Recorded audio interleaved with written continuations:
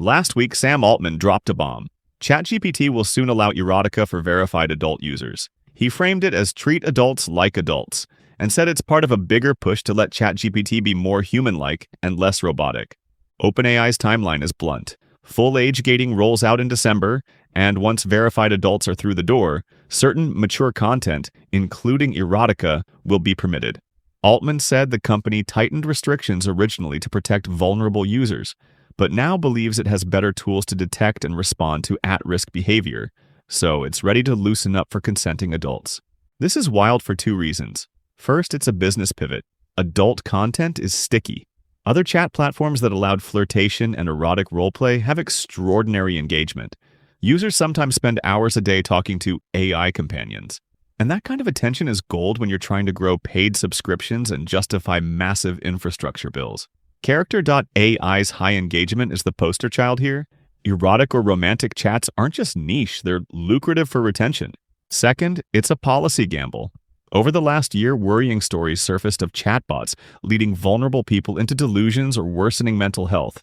Incidents OpenAI has publicly acknowledged and tried to fix with new safety features and models like GPT-5. The company now claims those safety upgrades reduce the threat enough to allow targeted relaxation for adults.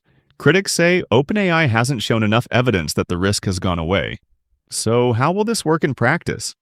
OpenAI says it will rely on an age prediction system and other verification mechanisms. If the system mislabels someone as a minor, users may be asked to upload government ID to verify age, a privacy trade-off Altman admitted is uncomfortable but worth it for the company's roadmap. That raises immediate questions about sensitive data collection and who stores those IDs. There are real numbers behind the worry. New surveys show teens are already forming emotional or romantic attachments to chatbots. Roughly 1 in 5 U.S. high schoolers say they or a friend have had a romantic relationship with an AI. That statistic makes any loosening of content rules troubling. Even if erotica is gated, the cultural demand and existing teen use of chatbots means the content won't stay neatly siloed. From a technical standpoint, OpenAI argues it's better placed now. Newer model architectures include behavior routers and monitoring layers designed to detect signs of distress, sycophancy, the AI agreeing dangerously with the user, and manipulative loops. They've also said they're forming well-being advisory councils to consult on rollout and safeguards. But tech mitigations are not bulletproof. Models still hallucinate and can be deliberately gamed. The safety stack helps, but it doesn't eliminate the human side of the problem. OpenAI has hundreds of millions of weekly users and massive infrastructure costs. Opening up new usage categories that increase engagement is a clear growth lever. More chats, more premium subscriptions, more data. But short-term engagement gains can create long-term externalities. Normalization of erotic AI conversations could deepen dependency on AI for emotional support and push vulnerable people away from human help.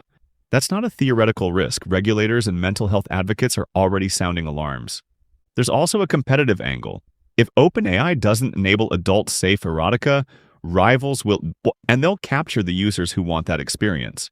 Character.AI and smaller players already benefited from permissive policies. Users migrate to the platform that gives them what they want, especially when identity verification is lax or non-existent. So part of this is defensive. Keep users on ChatGPT before someone else makes those chats more convenient or more dangerous. OpenAI insists it will still ban exploitative, illegal, or clearly harmful content. But 3 problems remain. 1. Age verification is imperfect and privacy-heavy. 2. AI context collapse, where an AI trained on adult interactions nonetheless mirrors those patterns into other, less appropriate contexts, is hard to control. 3. The design of erotic AI is intrinsically entangled with persuasion. A chatbot that is good at intimacy can inadvertently be good at manipulation. That's not just academic, it's how some users form unhealthy attachments. So, what should viewers take away? First, the change is real and coming. OpenAI will roll out age gating and a more permissive adult option in the months ahead. Second, this is a tension between growth and harm mitigation. One company's product decision touches on privacy, mental health, and social norms. And third, your choices as a user matter. Platform migration, verification trade-offs, and the ways we collectively accept or reject these features will shape AI's social role. If you want a quick sanity check, think about how people already use chatbots for romance, advice, and companionship.